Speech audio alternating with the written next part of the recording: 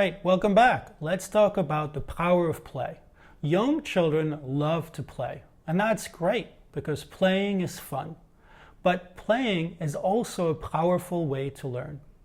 A lot of research in cognitive development and child development shows that when children play, they explore in ways that help them form ideas about how different toys and systems work. And as they engage with that toy over time, they refine those ideas, test hypotheses, and improve their understanding of how those objects function together.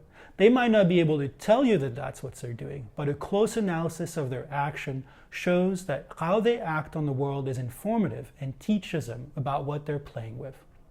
In addition, social play like role play, when children take on the perspective of someone else and act as if they were that person, can support their understanding of other people's minds and their own minds, something that will help them develop stronger relationships with others and a greater understanding of themselves.